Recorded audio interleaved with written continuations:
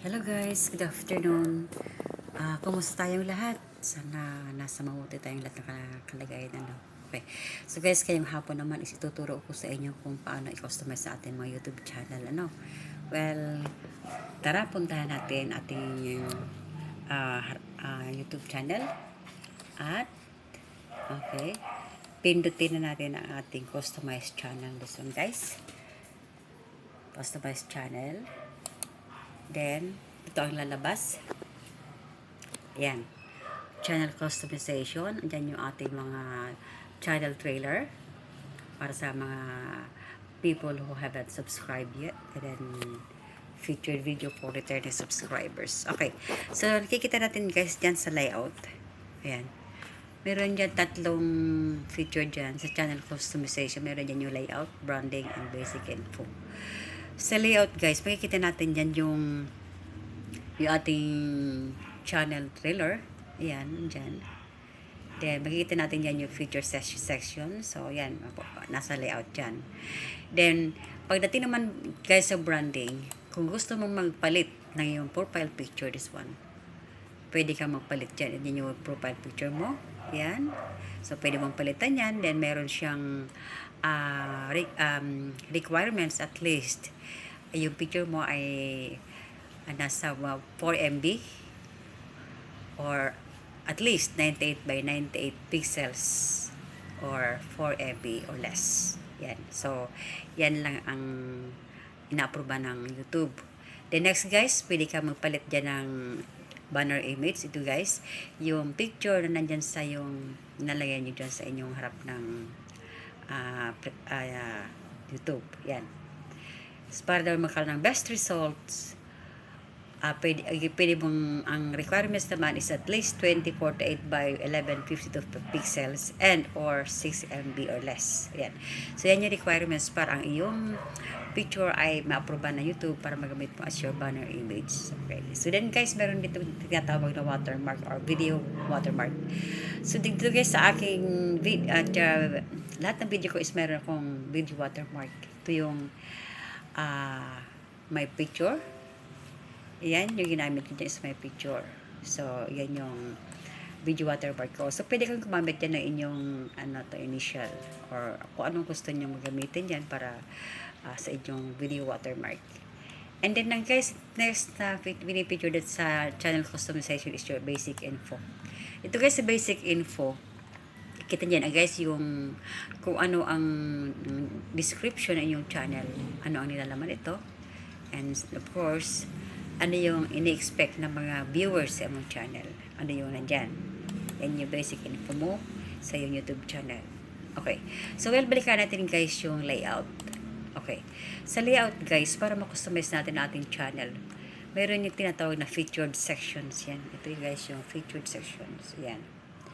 So, then, sa bandang kanan, meron din yung plus add section. I-click natin yan para ma-customize natin yung ating channel. Like say this one, lalabas dyan yung ating mga pwede natin i-highlight sa ating YouTube channel. So, halimbawa guys, gusto natin mag-add ng popular uploads. Since guys sa akin is naka-add yung popular uploads, so, ang gagawin ko, i-remove ko muna siya para makita nyo kung paano mag-remove. Okay. This is my popular upload. So, i-delete ko muna siya or remove ko siya. Yan. So, yun yung then, another one is yung short videos. I-remove ko siya. Then, playlist. Alisin ko siya. Okay. So guys, purely uploads lang naka-ano dyan sa sections ko. So ang gagawin natin is mag-add tayo ng say popular uploads sa ating yan. Add natin. Click natin yung popular uploads. So yan guys. Ito yung mga popular uploads na nalalabas sa akin. Yun yung sinabing popular uploads. Ito yung mga uploads natin na mataas ang views, ang likes. Yan. Popular uploads ang tawag dyan. Okay. So guys, kung gusto mo naman i-move ito na popular uploads mo sa taas, ang gagawin mo is hold down mo yung equal sign na yan, then drag it up. Hold down, then i-drag mo siya pataas. Ayan. Okay. So, nakakalagay na siya sa taas. Okay. So, next guys, pwede kang mag-add ito ng balik tayo sa add section.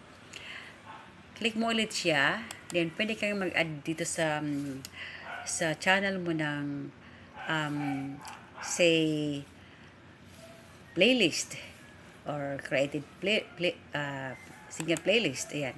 So, pwede kang magpili dyan sa mga nagawa mong playlist. Clear this one, itong gagamitin ko. So, yan guys, yung single playlist is nandiyan na. Naka-add siya. Okay, then pwede ka rin mag-add guys ng say subscriptions. Si subscriptions guys, ito yung mga channel na nag-subscribe ka. Then yan guys, yung mga channel na i-subscribes mo. Andiyan, nakakalagay dyan. The next guys, pwede ka rin mag-add ng short videos. Or since wala naman akong past live streams, wala ako niyan. So then guys, kung itong mga feature na itong nilagay mo yan is okay na, the next thing that you are going to do is just click publish. Ipapublish mo na siya. Okay, click natin siya, publish. Okay, nakikita natin. Then, let's view our channel. Ito na yung i-view natin yung channel natin. Ayan, tingnan natin. So, ito na guys. Yung outcome ng ating ginawa. So, nakita natin na yung popular uploads nandiyan sa taas. Then, meron natin lagay na tutorial videos. Yan yung ating playlist. Yan, tutorial.